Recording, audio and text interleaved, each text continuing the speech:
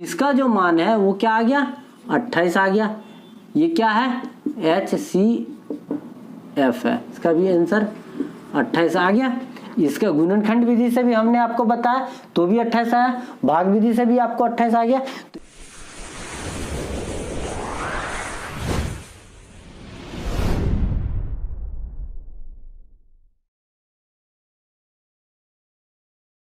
Hello guys, कैसे हो? आशा करता हूँ आप अच्छे होंगे। गैस आज के इस क्लास में हम आपको विधि बताएंगे HCF निकालने की।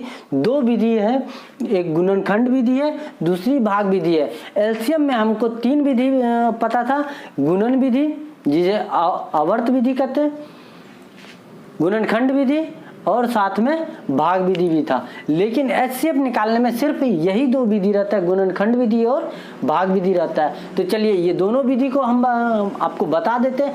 ये सिर्फ आपको नॉलेज के लिए है, इससे आप इंट्रेंस एग्जाम में इसको फॉलो नहीं कर सकते क्योंकि इसको बनाने में थोड़ा टाइम लग जाता है। और इंट्रेंस एग्जाम में क्या होता है, ज़्यादा क्वेश्चन रहता है और कम समय रहता है, इसलिए हमको वहाँ ट्रिक काम आता है। तो आपको हम ट्रिक से भी बताएंगे, लेकिन ये आपके नॉलेज के लिए आपको हम ये बता रहे हैं, इसे भी आप जान लीजिए ताकि आपको कभी भी एलसीएम निकालने में या एचसीएफ निकालने में आपको परेशानी नहीं होगी। तो चलिए हमारे साथ बने रहिए। इसी तरह का क्लास अगर आपको चाहिए तो जिन्होंने सब्सक्राइब नहीं किया है वो वीडियो के नीचे जो रेड बटन में सब्सक्राइब दिया गया उसे प्रेस कर दीजिए, साथ में बेल आइकन भी दबा दीजिए ताकि जो भी वीडियो अपलोड की जाएगी उसका नोटिफिकेशन आप तक पहले पहुंचेगी। तो चलिए हम इसको जान लेते हैं। ये विधि दो विधि है, इसको कैसे हम बनाते हैं।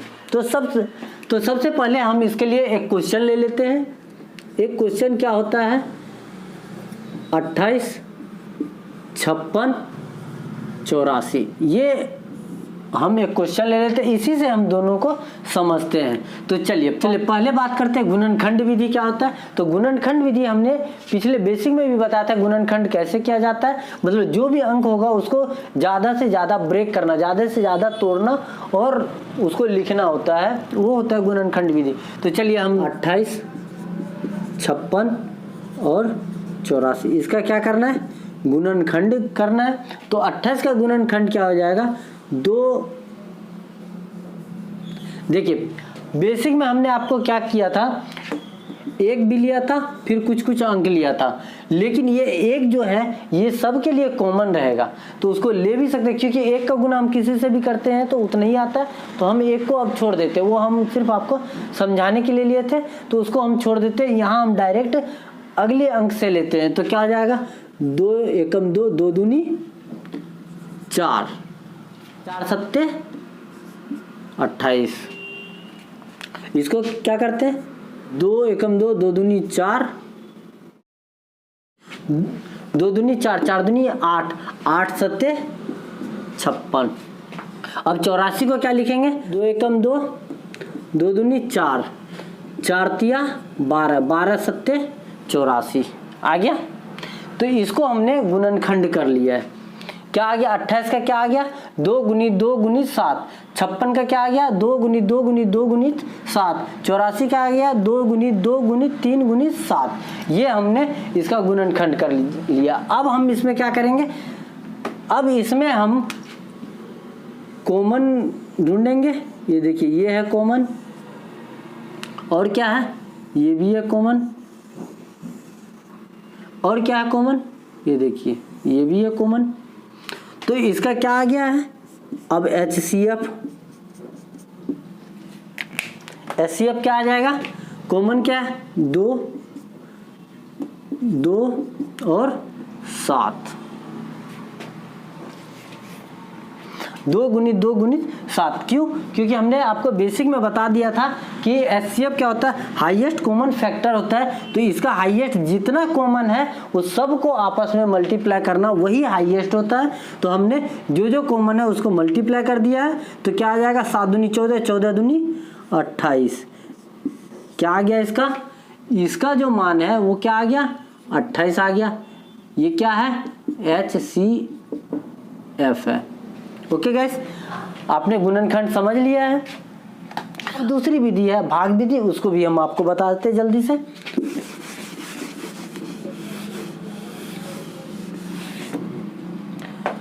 देखिए भाग विधि में क्या करना था, पिछले क्लास में, पिछले आपको एलसीएम में भी बताया था भाग विधि, बस उसी तरह से इसको भी करना है।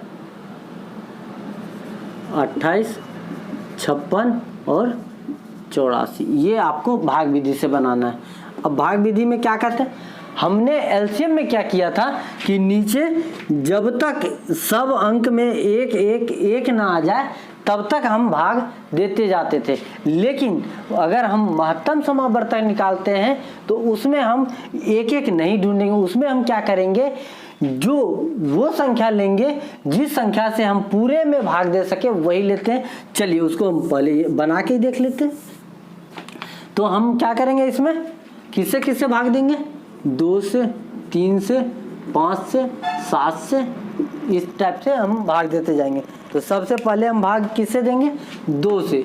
तो देखते हैं 2 में तीनों में जाता है, हम उसी संख्या से हम भाग देंगे जिससे जितनी संख्या दी गई होगी, 2 संख्या, 3 संख्या, 4 संख्या, जो भी संख्या दी गई होगी उसमें पूरे में भाग जाए, उसी संख्या से हम भाग देंगे। तो पहले 2 से देखते हैं क्या हो जाएगा, 14 दूनी 28, 28 दूनी 56 और ये आ जाएगा 42, तीनों में चले गया। अब फिर 2 से देखते हैं क्योंकि 2 इससे भी जा रहा है, इससे भी जा रहा है, इससे भी जा रहा है। चलिए अब हम बात करते हैं, फिर 2 से भाग देते हैं तो 7, फिर इससे भाग देते हैं 14 दूनी 28, इससे भाग देते हैं क्या हो जाएगा 21 दूनी 42। ठीक है, अब देते हैं 2 से भाग, तो 2 से तो ये नहीं कटेगा, ये भी नहीं कटेगा। अब 3 से देते हैं तो 3 से ये भी नहीं कटेगा। ये क्या है, प्राइम नंबर है। ये क्या है, प्राइम नंबर है। मतलब प्राइम नंबर क्या होता है, सिर्फ 1 से या उसी संख्या से ही भाग जाएगा। तो ये तो यह प्राइम नंबर पता चलेगा। अब प्राइम नंबर से ही देखते हैं, सबको देखें तो 7 से ये भी जाएगा, 7 दूनी 14, 7 21, इससे सब चल जाता है, 7 दूनी 14, 7 21। अब इसमें आगे भाग देने की जरूरत नहीं है, क्यों, क्योंकि अब एक एक अंक बच रहा है।